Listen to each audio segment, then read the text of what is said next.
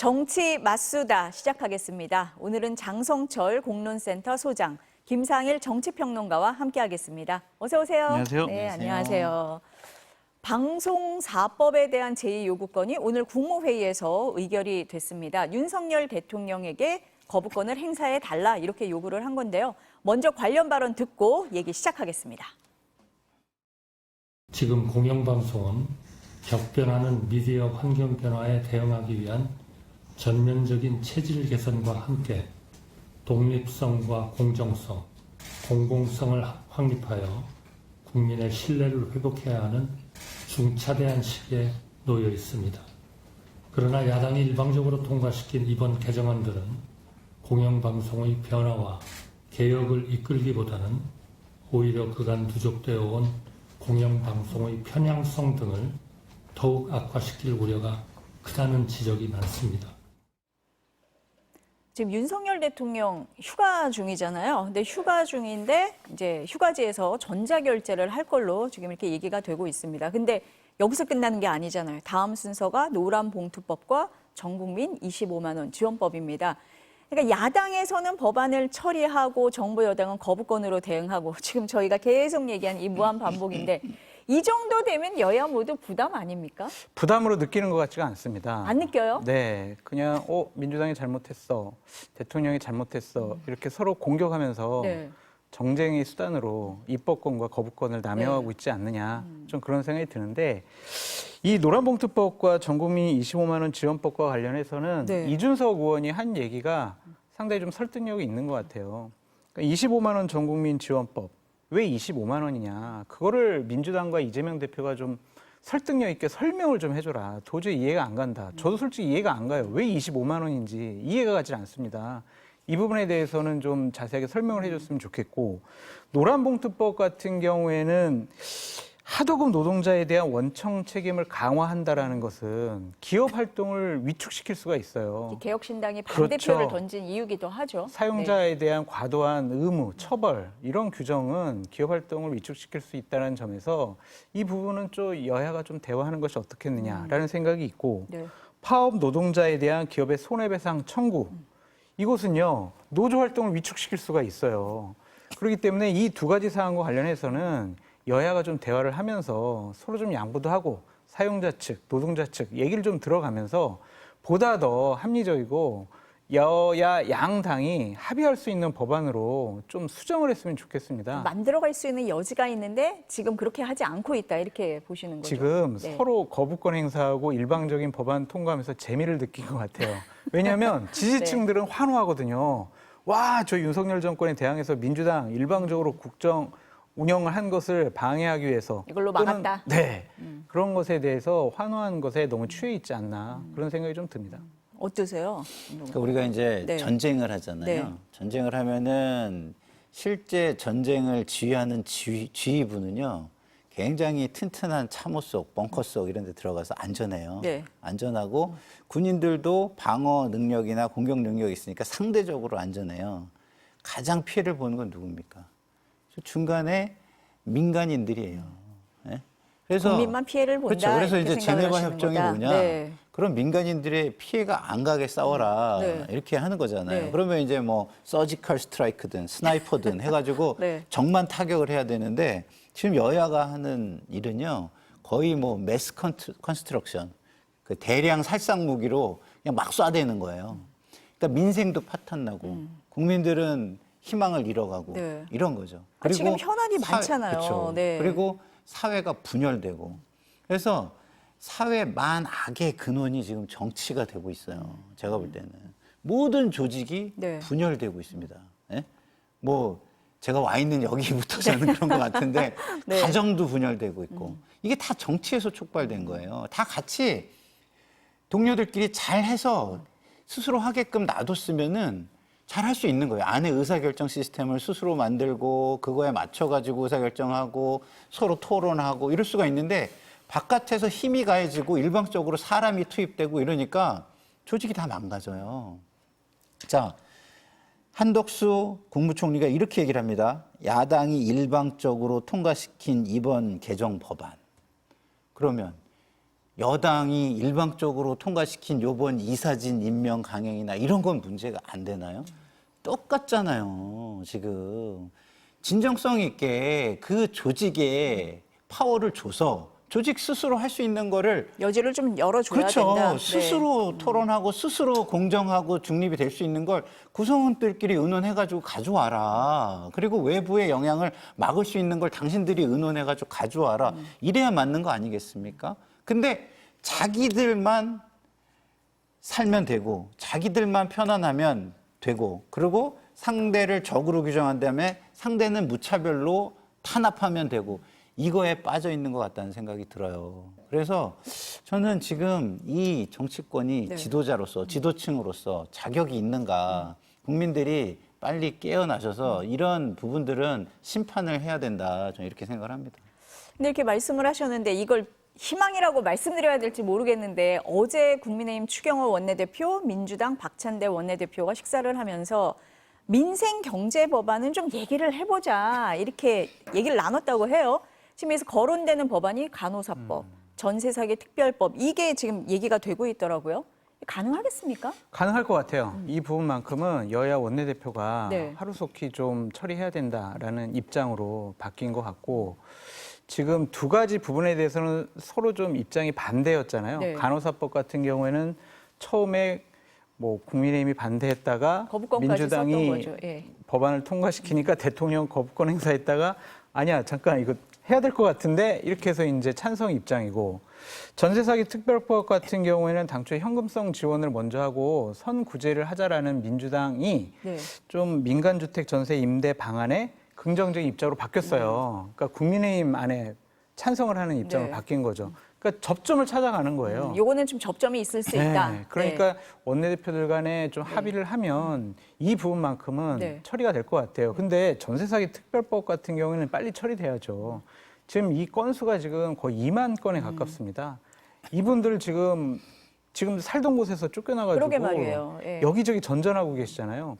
이런 거를 해결하라고 국가가 있고 권력이 있고 공권력이 있는 거예요. 근데 이런 걸 그냥 방치해두면 안 됩니다. 하루속히 이 법안들은 통과돼야 통과돼야 한다라고 된다. 말씀드립니다. 이런 게 좀 물꼬를 틀 수 있는 어떤 계기가 될 수 있지 않을까요? 그렇죠. 네. 이제 이런 걸 얘기하면 자기들도 이제 성과를 내는 것이고 네. 대화가 부드럽게 이루어질 것이고 그런 것들이 또 효능감 같은 거 느낄 거 아니에요. 자기가 이렇게 그 협상을 하는 네. 데 있어서 그러면은 조금씩 차곡차곡 쌓여서 그 사이에서 부드럽게 다른 이야기도 네. 툭툭 이렇게 좀 할 수가 던져보면서 있다. 네. 네? 예. 이렇게 서로를 알아나가고 그다음에 어디까지가 양보가 가능한지 신뢰가 어디까지 가능한지 이런 것들을 어느 정도 측정을 할 수가 네. 있잖아요. 그런 측면에서 이런 접촉이 많으면 상당히 좋다 이런 생각이 네. 드는데 예. 간호사법이나 전세사기 특별법은요 네. 사실은 이해관계가 맞아 떨어지기 때문에 그런 거예요. 예를 들어서 간호사법 같은 경우는 PA 간호사라고 해가지고 의사의 역할을 상당 부분 하는 베테랑 간호사들이 있어요. 이거를 약간 독립적으로 움직일 수 있게 인정해 줄 거냐라는 거였는데 그동안 여당이 의사들의 편에서 이걸 막았거든요. 그렇죠. 근데 지금 의정 갈등 때문에. 그렇죠. 의정 갈등 때문에 이제 이걸 안 할 네, 수가 없는 네, 상황이 돼버린 네. 거여서 사실은 이거는 뭐 어떤 간호사법의 진정성이 있어서라기보다는 자기들이 궁지에 몰려서 안 할 수가 없는 어쨌든 상황이 이해관계가 된 거고요. 맞는 부분이 맞아떨어져 있다라는 거고. 버렸고요. 네. 그리고 전세사기 특별법은요. 민주당이 형평의 문제라는 게 있어요. 이분들이 되게 안타까워서 국가가 해줘야 돼요. 근데 다른 피해를 입은 사람들과의 형평의 문제가 있잖아요. 예를 들어가지고 보이스피싱만 해도 네. 사실은 전세 사기만큼 안 억울합니까? 어마어마하게 억울한 거죠. 그리고 규모도 작습니까? 그것도 아니잖아요. 그러니까 다른 피해를 입은 사람들과의 형평의 문제 이런 것들도 있기 때문에 적극적으로 대규모고 해서 네. 도와줘야 되겠다라는 생각을 갖고 있지만 형평을 무조건 무시하고 도울 수는 없겠다라는 생각이 좀 있기 때문에 네. 이야기가 지금 되고 있는 것이다. 근데 네. 이 외의 민생 법안들 같은 경우는 첨예할 거다. 그렇죠. 이렇게 자기들의 네. 필요에 의해서 네. 이렇게 딱 이해가 맞아 떨어져 가지고 될 수 있느냐. 라는 거는 쉽지 않아요. 여기서 필요한 건 뭐냐? 인내예요, 인내. 국민을 위해서 그래 좀 답답한 사람과 대화를 하더라도 나랑 다른 사람과 대화를 하더라도 접점을 찾아가는 인내 이게 있어야 되는데 그동안 정치권이 그 인내력을 많이 잃었기 때문에 네. 잘 될지 네. 의심스럽긴 합니다만 그럼에도 불구하고 잘 되길 저는 좀 잘 간절하게 됐으면 좋겠어요. 간절하게 소망합니다. 네. 근데 뭐 잘 되기를 바라는데 다 이렇게 잘 되는 분위기는 아니고 또 시끄러운 데는 있어요. 이진숙 방통위원장 탄핵 이후에도 국회 과방위는 여전히 지금 시끄럽거든요. 과방위 소속 야당 의원들이 오늘은 방송통신위원회를 방문해서 현장 검증을 지금 하고 있습니다. 회의록하고 속기록을 이제 샅샅이 보겠다 이건데 2인 체제에서 KBS 이사진 7명, MBC 이사진 6명을 제대로 면접도 안 하고 몇 시간 만에 선임했는데 이거 절차 문제 있는 거 아니냐 이런 주장이거든요. 그리고 떨어진 지원자들이 소송도 제기했습니다. 이 부분은 어떻게 보세요? 그러니까요. 어떻게 2시간 만에 네. 60여 명 가까이 되는 후보자들을 서류 다 검토할 수 있겠어요. 그리고 면접도 안 봤다라는 거잖아요. 네. 그리고 이 분들이 그러니까 이진숙 방통위원장이나 김태규 부위원장 같은 경우에는 임명받은 날 이거를 처리해 버렸잖아요. 그러게요. 검토할 시간도 없어요. 그럼 이거는 과연 절차적인 정당성을 갖고 있는 것이냐라고 볼 수밖에 없고 저는 솔직히 정권이 바뀌었고 보수 정권이기 때문에 방통위원장도 보수 정권의 이념에 맞는 지향점에 맞는 분이 임명이 돼야 된다고 생각이 들거든요. 근데 왜 하필 이진숙 위원장일까? 정말 이거는 본인 스스로 얘기하는 공정성, 독립성, 공공성 이런 방송통신과 관련된 것을 과연 이진숙 방통위원장이 잘할 수가 있을까? 방통위원장 자리는 편향에서 벗어나야 된다고 생각이 들거든요. 어떠한 편향이냐? 정치적인 편향, 이념적인 편향에서 벗어나야 된다고 생각이 들어요. 제가 가장 이진숙 방통위원장에 대한 문제를 지적하는 것은 정당에 가입했다라는 부분이에요. 과거. 네. 그 정당에 가입해서 출마하려고 했잖아요. 공천 신청도 했고 특정 정당의 입장에서 활동을 했던 분이 과연 방송의 독립성과 공정성을 담보할 수 있을까? 보수파 진영에서도 방송통신과 관련된 정책과 관련된 네. 전문적인 그리고 여러 가지 도덕적으로 인격적으로도 훌륭하신 분들이 많이 있거든요. 왜 하필 이분을 임명을 해가지고 이렇게 난리가 논란을 났을까? 시키느냐. 네. 참 우려스럽고 걱정스러운 부분이 네. 참 많아요. 네. 그래서 과연 이렇게 이런 분들을 임명을 해놓고 국무총리가 독립성, 공정성, 공공성을 얘기하는 것이 모순된 행동, 모순된 발언이 아닌가라는 좀 생각이 듭니다. 그래서 자신들의 결정들에 대해서 네. 다시 한번 차분히 되돌아봤으면 좋겠다라고 말씀드려요. 어떠세요? 이 절차적 지금 논란이 일고 있는데요. 그러니까 이 개별 사안은요 사실은 얘기하는 게 별로 무의미해요. 그렇잖아요. 사회에서 어떤 갈등과 분쟁을 해소하는 방법이 여러 가지가 있지만 국회는 네. 그런 것들을 어떤 타협에 의해서 해결하는 장소고요. 네. 이거를 옳고 그름을 따지는 장소는 수사기관이나 그 소송기관, 그러니까 사법부나 이런 네. 데를 가서 해결을 하는 겁니다. 그래서 이것이 보여주는 게 뭐 좋습니다. 지지자들이나 어떤 이거에 동의하지 않는 사람들에게 어떤 뭐랄까 정서적인 만족감을 주기 위한 행위일 수는 있으나 이게 해소의 방법인가요? 그러니까 현장 저는 그렇진 검증으로 않아요. 이거를 해소할 수는 없다. 해소할 수는 네, 없어요. 네. 그러면 결국은 민주당도 진정성 있는 안을 가져와야 돼요. 국민들이 절대적으로 지지할 수 있는. 그래서 저는 아까도 말씀드렸잖아요. 인파워먼트를 그 조직원들한테 줘야 돼요. MBC다. 그러면 MBC 구성원들한테 당신들이 얘기를 해라. 몇 날 며칠을 콘클라베 하듯 뭐 하든 해가지고 그리고 당신들이 이익이 상당히 일치하는 부분들이 존재하잖냐. 그럼 그걸 가지고 오히려 정치권을 배제하는 정치권으로부터 이것을 막고 우리끼리 의사결정을 할 수 있는 그런 것들. 안 놔줄 것 같은데요. 그러니까 정치권이 그걸 안 놔주는 게 훨씬 큰 문제죠. 네, 사실 그렇습니다. 민주당이 이런다고 해가지고 민주당 편을 들어서 그러면은 해결이 됩니까? 국민의힘이 그러면은 과거에 민주당이 문제가 있는 부분이 있다고 얘기를 하면서 이걸 정상화하겠다고 그러는데 그게 정상화입니까?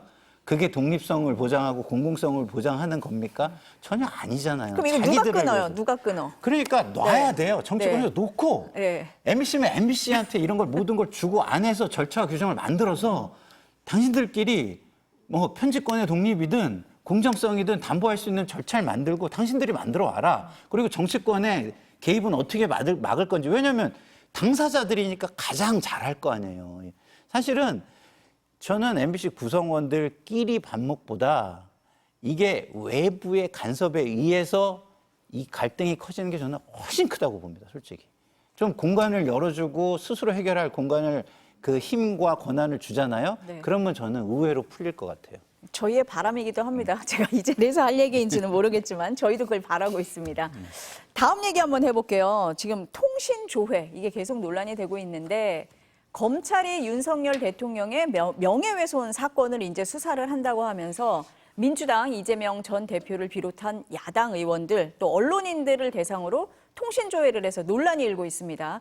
이제 서울중앙지검 반부패수사부가 지난 1월 4일과 5일 통신조회를 했다면서 7개월이 지나서 이제 뒤늦게 통보를 한 건데요. 먼저 민주당 박찬대 원내대표의 발언 듣고 얘기 나누겠습니다. 야당 주변에 검찰의 통신조회 문자를 받은 사람이 얼마나 많은지 보이스피싱 아니냐는 말이 나돌 정도였습니다. 이게 2024년 민주공화국 대한민국에서 있을 수 있는 일입니까? 군사 독재 정권에서나 있었던 무차별 민간인 사찰이 아니고 뭐란 말입니까? 검찰은 도대체 왜 무슨 사건으로 이런 사찰을 저지른 것인지 제대로 해명도 못하고 있습니다. 지금 이제 야당하고 언론단체에서는 이게 통신 사찰이다 이렇게 얘기하거든요. 어떻게 보세요? 박찬대 원내대표가 좀 오버한 것이 아니냐라는 좀 생각이 듭니다. 네. 법령에 의한 행위를 사찰이라고 하는 것은 잘못됐다 할 수 없다라고 이재명 당대표가 지난 후보 시절에 얘기를 했어요. 그러니까 이것이 법령에 어긋난 그런 행동은 아닌 것 같아요. 네. 그러니까 무차별이라고 하면 어떤 영장 없이 감청을 하거나 도청을 하거나 미행을 하거나 이런 것들이 사찰이지 법령에 의해서 가입자 정보를 확인하는 것이 왜 사찰인지 저는 도저히 이해가 되질 않습니다. 그러니까 광범위하게 대상자를 뭐 넓게 해가지고 한 네. 것은 좀 기분 나쁘고 좀 날 감시받는 것 같아 두렵기도 하고 그러겠지만 그것이 잘못됐다면 법으로 그걸 못하게 해야죠. 근데 이거는 법으로 금지된 게 아니잖아요. 통화 내역을 그냥 무차별적으로 뭐 확보하고 조사하고 네. 그랬다면 이것은 상당히 큰 문제겠지만 가입자 정보 정도를 확인하는 수준, 통신사에서 제공하는 것인데 이것을 갖고 사찰이라고 운운하는 것은 말이 안 된다. 좀 과하다. 네. 네, 어떠세요? 국민에게는 기본권이라는 게 있죠. 예, 특히 이게 사생활과 관련된 부분이 있을 수도 있는 게 핸드폰이에요. 뭐 우리는 안 봤어 이렇게 해도 네. 이거를 당하는 사람 입장에서는 그게 굉장히 예민한 부분이 있을 수가 있는 게 핸드폰이라고 네. 저는 봅니다. 그런데 그것을 30일 내에 통보를 해주라고 한 걸 안 지키려면 지키려고 하는 노력을 하는 모습이 절제하는 모습이 가장 중요한 거예요. 이게 할 수 있다고 해서 무조건 다 하는 게 법의 정신이 저는 아니라고 보거든요. 근데 30일에 7배에 해당하는 7개월이 흘렀잖아요. 근데 이제 뭐 법적으로 2번 연기는 할 수 있어서 네. 최대 7개월까지는 아니, 된다라고는 그렇다 하니까. 하더라도 그러면 그렇게 하기 위해서는 제가 볼 때는 이런 겁니다. 그러면 뭘 어디까지 이런 걸 좀 더 설명을 해주고 그리고 그거를 연기를 한다면은 연기 사유가 있는지 그렇죠. 정말. 그런 네. 것들에 대해서 설명들이 따라야 되는데 네. 그런 게 없이 그냥 편의적으로 했다 이런 느낌이 들어요. 근데 권한이 있다고 권한을 편의적으로 쓰려고 하는 모습은 저는 바람직한 모습은 아니다. 물론 이게 불법은 아닙니다. 불법은 아닙니다만은 우리가 불법보다 더 큰 문제가 뭐냐면 사안이 정치화되는 거예요. 그런 부분도 저는 검찰이 좀 네. 감안을 해서 네. 자신들의 권한을 좀 국민들이 신뢰할 수 있는 방식으로 써주면 좋겠다. 안 그러면 검찰에 대한 불신이 계속 커져요. 이런 것 때문에. 그래서 불법은 아니지만 검찰의 불신을 더 강화하고 초래할 수는 있는 사안이다. 저는 네. 이렇게 봅니다. 근데 이게 네. 이제 정치권 인사랑 언론인들 네. 뭐 그런 분들을 조금 가입자 조회를 하니까 논란이 이제 증폭된 거잖아요.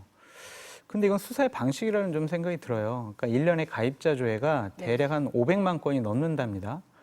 그렇다면 이것을 일일이 당신은 이것 때문에 가입자를 했어요 하면서 자세하게 설명하는 것도 네. 검찰의 행정력상 그건 불가능할 것 같아요. 그러니까 그것이 잘못됐다면 네. 법으로 못하게 하든지 아니면 보다 더 엄격한 규정을 통해 가지고 국민의 기본권이 침해되지 않도록 노력을 해야 되는 것이지 현행 법령 내에서 검찰이 법적으로는 자신의 문제가 없는데 네, 예. 범죄 혐의자의 범죄 혐의를 확인하기 위한 하나의 수단과 방법으로 가입자 정보를 확인하는 것을 잘못됐다, 사찰이다라고 몰고 가는 것은 무리가 있는 지적이다라고 볼 수밖에 없죠. 근데 이게 행정력이 그렇게 많이 필요한지는 한번 생각해 봐야 되는 거 네. 아닌가요? 예를 들어서 단순히 누구랑 통화했는지 내지는 우리가 수사하고 있는 어떤 피의자와 통화 사실만 확인했다. 이거면 대부분의 사람들이 같은 걸 거예요. 같은 걸 건데 그거 같은 거를 카피 페이스트 해가지고 보내는 게 뭘 어디까지에 해당하는 건데 그게 주는 어떤 안도감, 안심은 훨씬 크거든요. 예를 들어서 저 같은 경우도요. 저는 국세청 담당을 오래 해가지고 국세청도 계좌 조회를 해요. 그러면 연결 계좌를 무차별적으로 이렇게 뭐 무차별이라고 하면 좀 그렇지만 어쨌든 굉장히 광범위하게 과도하고 이렇게, 광범위하게 합니다. 그러면 사람들이 그냥 단순히 계좌 조회했다는 소리만 들으니까 불안해가지고 네. 저한테 민원이 들어와요. 이거 뭐지? 이거 뭐 뭐 이런 때문에 거요? 받는지를 네, 한번 네. 국세청에 알아봐 달라고 네, 네. 민원이 들어옵니다. 똑같은 거예요. 이것도 수사와 관련돼서 수사 한 줄만 와요? 그러면 사람들이 수사? 이게 뭐지? 자, 이렇게 하잖아요. 이게 제가 이게 약간 네. 비약을 해서 말씀드리면 이런 것 때문에 보이스피싱 범죄자들이 더 득세를 할 수도 있습니다. 저는 그렇게 생각해요, 개인적으로. 예. 그러니까 네. 하나만 더 말씀드리면 국가의 행정력은 그렇게 해달라고 요구해서 되는 게 아니에요. 그러니까 지금 말씀하신 것처럼 네. 그게 이렇게 가입자조의 정보를 당한 사람 입장에서는 안심스럽겠죠. 그럼 국회에서 이걸 고쳐야 된다니까요. 법으로 고쳐가지고 자 저렇게 가입자조 했을 때는 그 당사자에게 1개월 안에 통보를 해주는데 왜 했는지, 언제 했는지, 무엇 때문에 했는지 그런 법을 것들을 고치고 해야 자세하게 된다. 사유를 네. 설명을 해줘라. 사실 그 이거 규정까지 통보하게 넣어야죠. 된 것도 법으로 바꿔서 그렇게 된 거예요. 그렇죠. 예전에는 통신조회 해도 했는지 안 했는지도 몰랐었잖아요. 그러니까 국가가 하는 네. 행정력과 관련해서 그냥 그렇게 해줬으면 좋겠어. 그렇게 해서는 국가 행정력이 모든 것을 다 담보할 수는 없거든요. 없다. 근데 규정을 해라. 자꾸 이게 행정의 종류를 너무 좀 비약하시는 것 같아서 저는 그런데 이런 거는요 굉장히 유형을 특정하기가 좋은 거라니까요. 그래서 이건 해줘도 이번에 돼요. 받으신 분들 문자도 거의 다 똑같았어요. 그렇죠. 거의 다 똑같았는데 대부분이 그래요. 제가 네, 보면은 네. 국세청의 계좌조회도 그렇고 대부분 그렇습니다. 근데 반대로 생각해 보세요. 네. 그럼 그 많은 민원인들이 전화를 해. 전화를 해가지고 알아보려고 한다 그러면 그게 더 난리가 나는 거 아닐까요? 차라리 간단하게 문자로 정리를 해서 일반화 시킬 수가 있잖아요. 유형화 시킬 수 있고.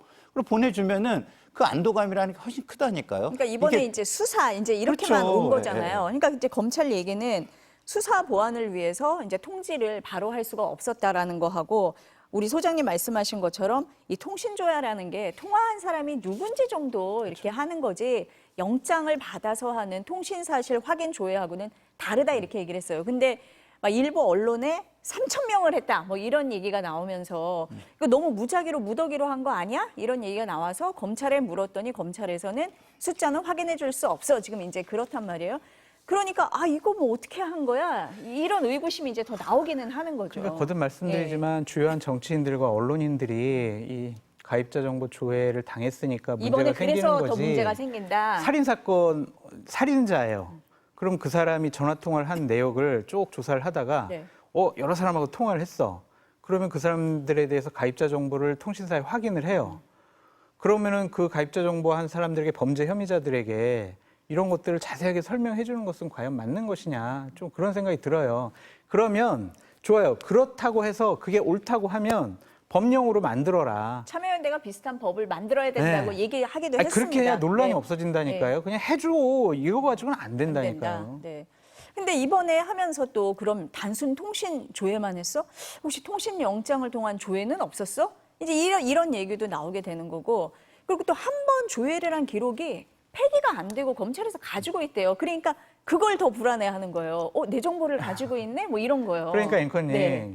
이렇게 가입자 네. 정보를 통해서 확인한 거는 바로 폐기한다라고 법을 만들어야 법을 만들면 됩니까? 된다니까요. 이것도 만들어야 이런 돼요? 규정들에 네, 대해서. 네.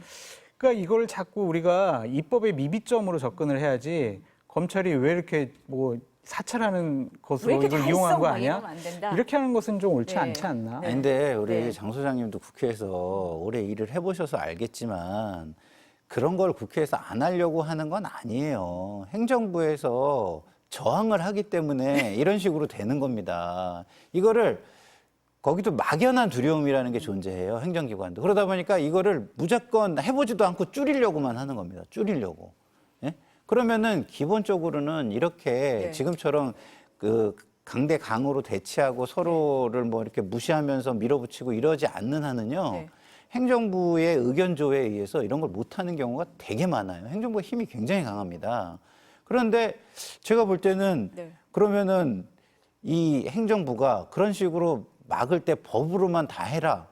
이렇게 할 수 있을까요? 제가 볼 때는 행정부가 충분히 이런 것들은 이런 논란이 조금 더 됐을 때 친절하게 해줘야 된다. 아니 네. 그것도 오지만 네. 논란이 됐을 때 스스로 제도 개선을 제안해 올 제도 수도 개선을 있어요. 해야 된다. 예. 이게 말씀을 드리지만 여야 공수가 바뀐 면도 있어요. 앞서서도 나왔잖아요. 2021년 문재인 정부 시절에 공수처가 그 윤석열 대선 당시 대선 후보 부부 또 국민의힘 의원들을 통신조회해서 논란이 됐단 말이에요. 근데 지금 이제 바뀌어가지고 민주당에서 공격을 하는 거거든요.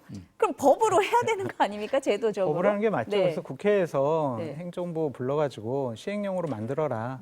이렇게 좀 압박을 가해야 네. 국민들의 불안감이 좀 해소될 것 같고 대통령께서 네. 당시 후보 시절에 미친 사람들 아니야 막 이렇게 원색적 비난을 그렇게 하셨으니까. 했었죠. 네. 예, 그러니까 이번에 문제점을 충분히 인식하시는 거잖아요. 네. 당시에는 본인과 처의 뭐 가족과 지인들과 친구들과 이렇게 본인 가족들을 얘기를 하시면서 미친 사람들 아니야 사찰이다 이렇게 네. 얘기를 하셨는데 대한민국 국민의 대통령이잖아요. 네. 그러니까 국민들이 불안해하는 부분들은 본인도 문제점 인식하고 계시니까 이번에 시행령을 통해 고치든 아니면 여당에게 지시하셔가지고 자 이런 일 벌어지지 않게 법을 좀 고쳐라. 그렇게 하면 야당도 받아들일 거 아닙니까?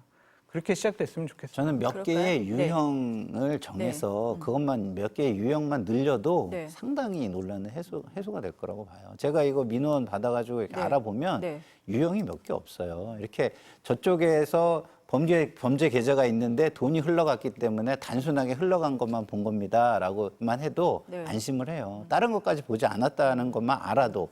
그러니까 사람들이라는 건 막연한 두려움이 있거든요. 그 막연한 두려움을 조금의 노력으로 유형화해가지고 몇 개의 유형을 늘려가지고 네. 통보해 주는 것만으로도 저는 굉장히 큰 효용감을 줄 수 있다. 정부가 요번에 제도 개선을 해주면 좋겠다 이런 생각이 듭니다. 사실 제 주변에 있는 언론인들도 이런 문자 받은 사람들이 있는데 뭐 때문일까?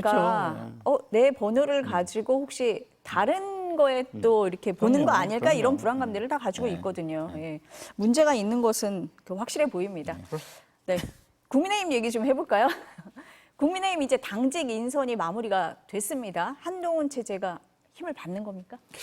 어때요? 일단은 힘을 받는다고 봐야 되겠죠. 받는다? 네. 대통령과 뭐 독대 비슷한 독대 자리를 함으로써 네. 윤석열 대통령이 내 뭐 한동훈 당대표 마음에 안 들지만 그렇다고 내가 뭐 한동훈 당대표 쫓아내진 않을게 네. 이러한 신호와 사인을 줬다고 생각이 들거든요. 벌써 쫓아내면 어떡해요? 처음에 이제 지난 전당대회 과정 네, 중에서 네. 어쨌든 문자가 네. 공개되면서 네. 아유 한동훈 당대표 되는 거 싫어라는 의사를 분명하게 표현을 그랬었죠. 했잖아요. 네. 그렇기 때문에 네. 일단 독대한 것이 가장 크게 용산과 이제 여의도 한동훈 대표 간의 사이에 물꼬를 튼 거다. 화해의 물꼬를 근데 틀었다. 독대하고 나서 정책위 의장 바꾸는 걸로 다시 또 갈등이 있는 거 아니야? 근데 이랬잖아요. 결국에는 한동훈 결국에는, 당대표 네. 뜻대로 바뀌었잖아요. 그러니까 이제 저건 독대는 한 번에 끝나는 것이 아니라 지속적으로 대통령과 소통하고 독대 자리 만들어가지고 네. 좀 오해 없게 만들어야 돼요. 두 분이 서로 소통하지 않으면요. 네. 중간에 이간질 하려고 하는 분들이 대통령님 저 한동훈 위원장이 사석에서 이런 식으로 대통령에 대해서 얘기를 했대요. 라고 하면서 이간질 시켜요. 그래서 그런 오해 없도록 두 분 간의 소통이 가장 네. 중요하다. 그래야 당이 안정되고 여권이 안정되고 대통령의 통치력이 흔들리지 않지 두 분 싸우면은요. 네. 대통령이 가장 큰 손해예요. 그래서 대통령께서 한동훈 당대표를 존중해주고 인정을 해줘야 된다. 안 그러면 큰일 난다. 네. 그렇게 말씀드려요. 어때요? 한동훈 체제가 좀 안정화되는 분위기입니까? 글쎄요, 저는 이번에 이제 한동훈 그 당대표가 뭐 일정 부분의 정치력을 저는 보여줬다고 발휘했다? 생각하는데 그게 다 국민의 지지와 당원의 지지로부터 나오는 거예요. 근데 국민의 지지와 당원의 지지가 있으니까 할 수 있는 힘을 가진 거거든요. 근데 이거를 뭐랄까 막 몰아붙이듯이 네. 과도하게 힘을 과시하듯이 했다면 어떻게 됐을까요? 오히려 역풍이 불 수도 있어요. 그런 측면에서 좀 정치력을 저는 보여줬다고 보는데 좀 전에 우리 장 소장님께서 대통령의 통치력 말씀하셨잖아요. 누구를 위한 통치력이냐가 되게 중요한 거예요. 그 통치가 국민을 위한 통치면 국민의 지지가 따라오기 때문에 문제가 없죠.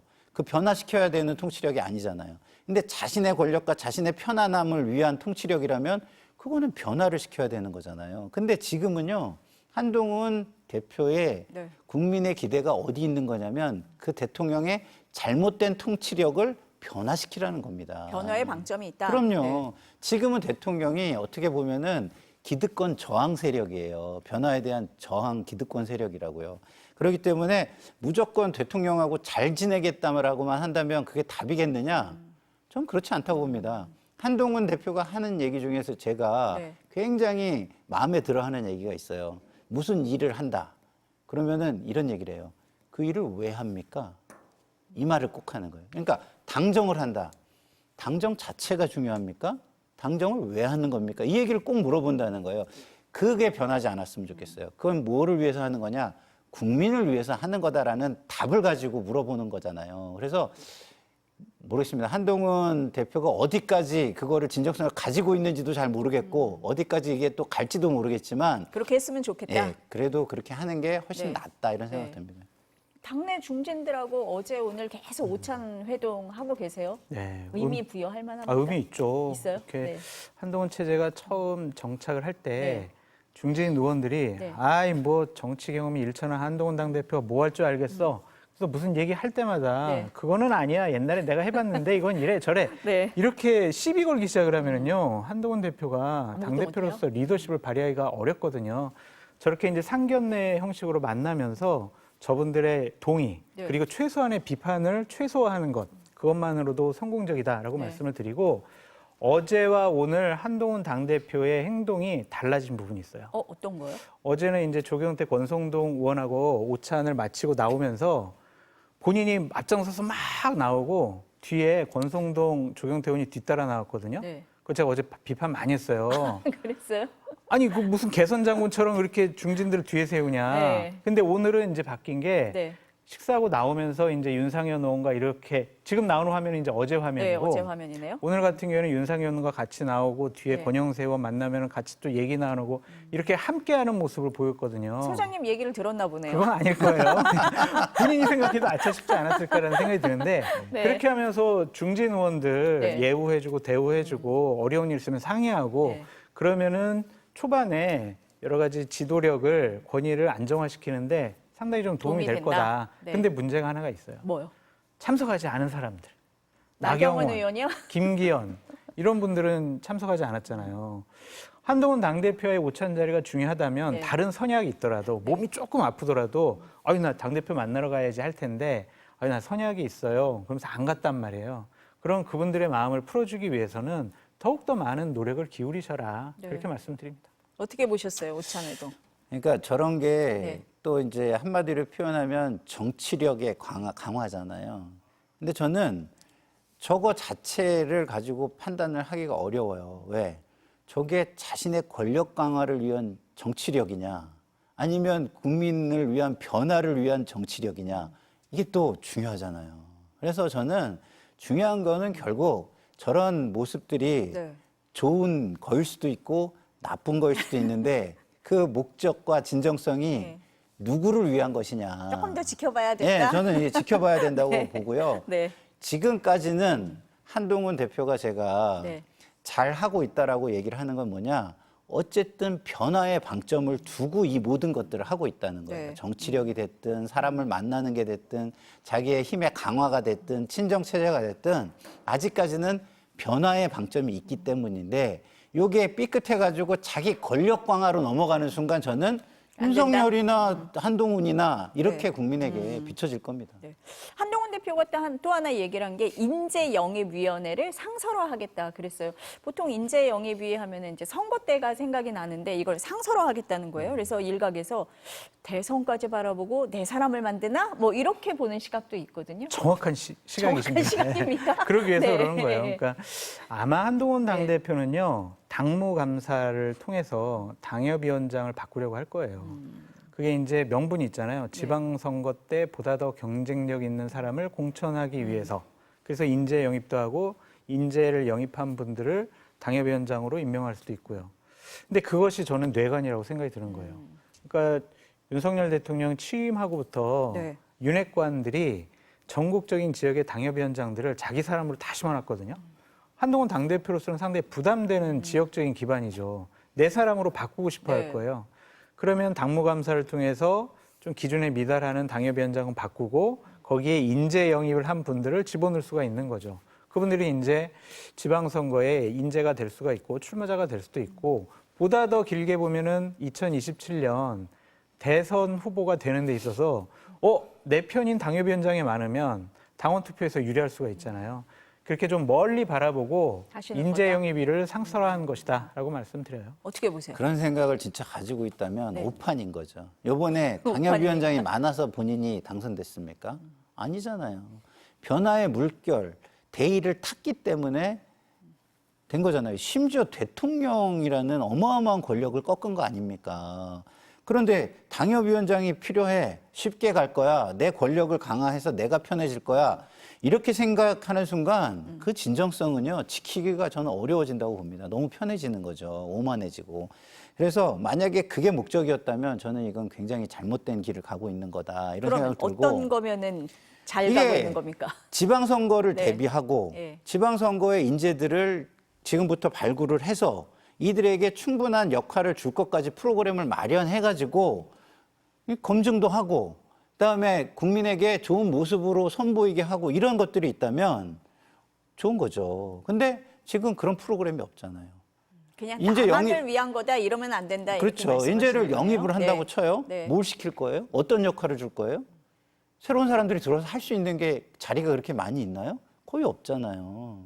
그러면 그 목적과 프로그램을 어느 정도는 구상을 해놓고 이런 걸 하는 게 낫지. 그게 지금 안 보이니까 좀 전에 당협위원장 물갈이를 하려고 하는 거 아니야라는 얘기가 충분히 나온다. 그렇죠. 충분히 오해를 받을 수 있다. 예, 위험하다. 오해가 아니라고 또 하시니까. 네. 마지막으로 민주당 전당대회 좀 여쭤볼게요. 항상 마지막에. 항상 마지막에 국민의힘 얘기하다 보면은 시간이 막 다 갑니다. 근데 민주당 전당대회도 이제 막바지로 접어들고 있는데 지난 주말 호남 경선을 가지고 네. 얘기를 많이 했어요. 그 이재명 전 대표의 누적 득표율 뭐 그래도 높습니다. 90% 아래로 조금 내려갔다. 근데 투표율이 20% 초반이었다. 이걸 가지고 얘기를 많이 하세요. 어떻게 보세요? 저 처음부터 투표율이 관건이다라고 투표율이, 계속 말씀드렸어요. 투표율이 낮으면은요, 당대표가 되더라도 정통성 시비에 휘말릴 수가 있어요. 70%가 당원들이 투표를 안 했네? 그분들은 이재명 당대표 체제에 대해서 흡족하게 생각 안 하네? 언제든지 등 돌릴 수 있는 사람들이네? 이렇게 공격받을 수가 있거든요. 그래서 수도권 등 여러 군데가 남아있잖아요. 투표를 끌어올린 것이 가장 중요하다라고 말씀을 드리고, 솔직히 뭐 90%나 네. 87%나 뭐 거기서 거기지 압도적이죠. 네, 똑같죠. 뭐, 네, 네. 그래서 이재명 당대표께서 네. 당대표 되는 것은 기정사실. 네. 그냥 우리가 예정된 수순이다. 당대표가 된 이후에 민주당을 어떻게 바꾸고 본인에게 가해진 비호감도를 어떻게 네. 낮출 것인가, 달라진 이재명을 어떻게 보여줄 것인가, 그것을 지금부터 수도권의 합동연설회부터 보여주기 시작을 마지막 해야 세 해요. 곳에서는 그것을 보여줘야 보여주셔야 해요. 된다. 그렇지 네. 않고 그냥 뭐 본인 조금 더 많이 주세요. 압도적으로 밀어주세요. 윤석열 검찰 정권으로부터 저를 지켜주세요. 이런 식으로 메시지만 던지면은 이거는 미래가 없다고 보여지거든요. 그래서 참모들이라도 8월 18일 이후에 새로운 이재명 플랜을 만들어가지고 지금부터 차근차근 준비하는 게 맞다라고 말씀드립니다. 이게 체제 준비하고 있다 뭐 이런 보도가 조금 나오고는 있는데 호남에서 투표율이 다른 곳보다 더 낮았어요. 네. 그 부분은 어떻게 보세요? 그 부분은. 호남에는 적어도 네. 약간의 어떤 대안이 존재한다 이런 의미인 것 같아요. 그러니까 이게 조국 혁신당인 것 같거든요. 민주당이 아닌 대안이 그렇죠. 있다. 예, 네. 예. 호남에는 적어도 그런 정서가 있는 거 아닌가. 네. 그렇기 때문에 지켜보고 있는 거 아닌가. 근데 이게 굉장히 아픈 부분이죠. 당원으로부터 외면받고 있다. 네. 이게 의미하는 거는요. 이 정권을 심판해야 되고 이 정권이 하는 게 너무 싫어서 어쩔 수 없이 여기에 귀의를 하고 있으나 당신들이 하는 것도 탐탁치 않아. 경고의 메시지가 경고의 있다라고 메시지인 보는 거예요. 거죠. 네. 예. 그러니까 이게 적대적 공생인 거예요. 그래서 이 상황에서 한쪽이 좀만 잘하잖아요. 그럼 한쪽이 굉장히 크게 무너질 수 있는 위기인 거이기도 합니다. 그러나 지금까지는 양쪽 다 잘할 생각은 없고 네. 서로 못하면서 자기들만 편한 그리고 국민들만 힘들게 하는 것에 만족하고 흡족해하고 있는 것은 아닌가 참 안타깝습니다. 네. 여야가 조금 달라져야 된다. 전당대회 이후에는 조금 더 달라졌으면 좋겠고 2기 체제도 준비했으면 좋겠다. 이런 말씀인 것 같습니다. 네. 오늘 말씀은 여기까지 듣겠습니다. 감사합니다.